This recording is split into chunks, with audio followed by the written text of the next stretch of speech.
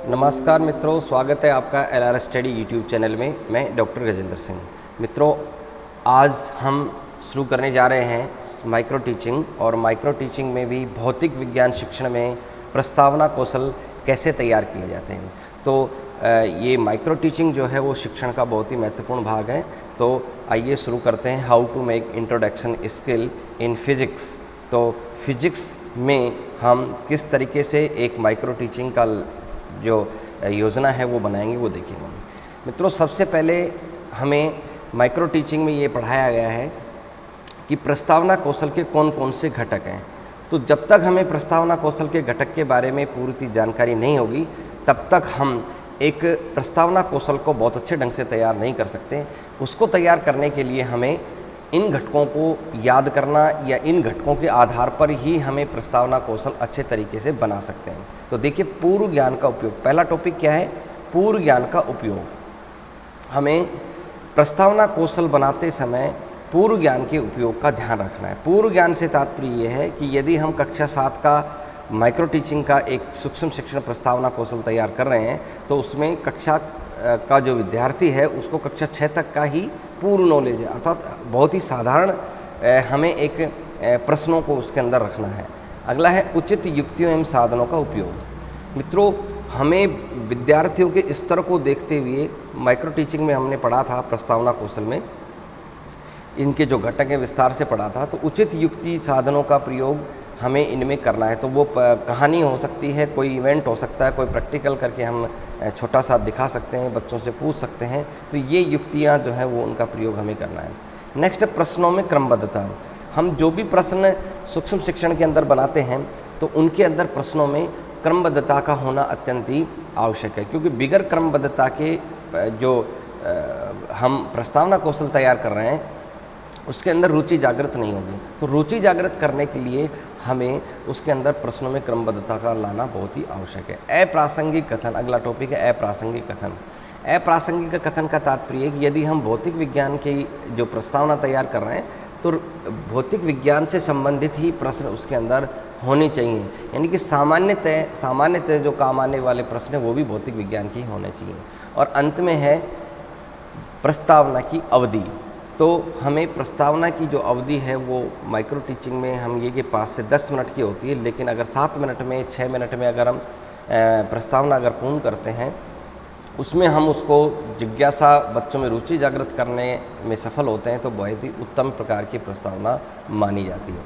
तो मित्रों देखिए, ये हमारा एक फॉर्मेट है प्रस्तावना कौशल। प्रस्तावना कौशल का ये एक फॉर्मेट है। इस तरीके से प्रस्तावना कौशल तैयार किया जाता है। इसमें सबसे पहले जो ये दिखा रखा है हमारे, ये है श्यामपट्ट पूर्ति, जिसके अंदर क्या आएगा? दिनांक, आज की डेट हमने लिखी है, विषय हमारा भौतिक विज्ञान, कालांश हमारा प्रथम, कक्षा हमने जैसे कक्षा 7 ली है, इसका मतलब क्या है कि बच्चों को जो पूर्व ज्ञान है वो कक्षा 6 का ही है। प्रकरण जो हमने लिया है प्रकाश का अपवर्तन, तो आज हम कक्षा के अंदर प्रकाश का अपवर्तन जो उसके बारे में ध्यान रहे। जब भी आप माइक्रो टीचिंग की ये चीज़ तैयार करते हैं, तो आप पढ़ा रहे होते हैं माइक्रो टीचिंग क्लास में, जो उसका अभ्यास होता है, तो ये जो प्रकाश का अपवर्तन जो प्रकरण है, ये हमें नीचे आप देखिए उद्देश्य कथन बोलने के पश्चात ही आपको यहाँ पे लिखना है। इससे पहले ये चीज़ ब्लैंक रहेगी। ठीक है, समय अवधि 5 से 10 मिनट। तो यहाँ पर ये फॉर्मेट है, इसमें क्रम संख्या लिखेंगे, छात्र अध्यापक क्रिया लिखेंगे और विद्यार्थी क्रिया, ये 3 कॉलम इसके अंदर बनाएंगे। सबसे पहले देखिए प्रश्न, किस ग्रह पर जीवन संभव है?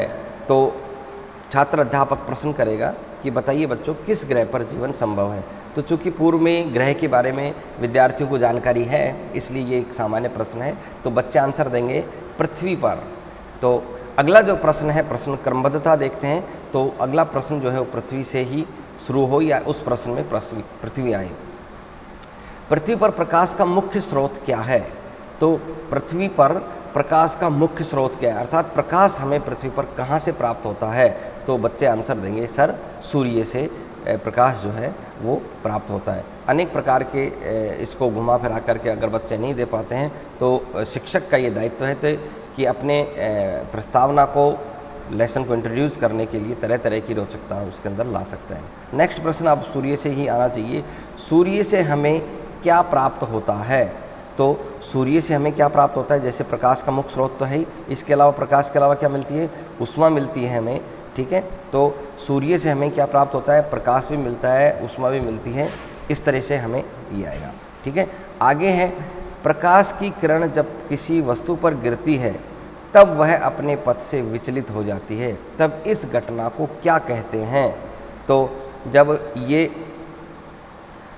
उसमें तो हम उस घटना को क्या कहते हैं, तो उस घटना को प्रदर्शित करने के लिए तो ये प्रकाश की किरण जब किसी वस्तु पर गिरती है तो वो थोड़ी सी जो होती है उसमें, तो फिर प्रकाश का क्या कहलाता है वो, तो विद्यार्थी आंसर देंगे। किसी विद्यार्थी को पता होगा, किसी को नहीं पता होगा, तो इस तरह से ये हम एक प्रश्न इस तरह से बनेगा।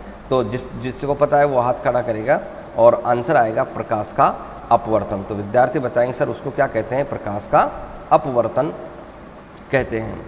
अब अगला जो प्रश्न होगा हमारा प्रकाश के अपवर्तन से, प्रकाश के अपवर्तन के बारे में आप क्या जानते हैं। तो आंसर विद्यार्थी के सामने लाने के लिए शिक्षक प्रश्न पूछेगा और ये प्रश्न थोड़ा सा विस्तार लिए हुए होता है, इसलिए जब इसके बारे में पूछा जाता है कि बताइए प्रकाश के अपवर्तन के बारे में आप क्या जानते हैं, तो ये एक समस्यात्मक प्रश्न जो है वो रहेगा और विद्यार्थी इसका आंसर पूर्णतः आंसर देने में असमर्थ रहेंगे।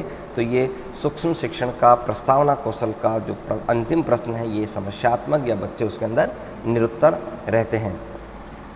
ठीक है, तो बच्चे आंसर नहीं दे पाएंगे तो शिक्षक कहेगा अच्छा विद्यार्थियों, आज मैं आपको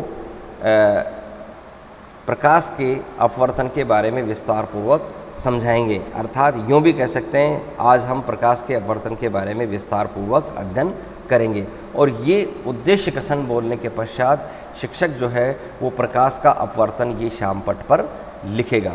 तो जैसे ही श्यामपट्ट पर प्रकाश का अपवर्तन लिखा जाएगा, ठीक है, उसके पश्चात जो है वो अगला जो कौशल है वो स्टार्ट होता है, शुरू होता है। तो मित्रों ये वीडियो आपको कैसा लगा, यदि ये वीडियो पसंद आए तो इसको लाइक करें, शेयर करें और अन्य जो वीडियो हैं वो आपको समय समय पर मिलते रहेंगे, चाहे वो सूक्ष्म शिक्षण का हो, चाहे वो वार्षिक पाठ योजना हो या अन्य कोई भी बीएड, बीएसटीसी, बीए बीएड से संबंधित जो भी वीडियो हैं वो आपको इस चैनल को मिलते रहेंगे। तो बेल आइकन को दबाइए और चैनल को सब्सक्राइब कीजिए। Thank you.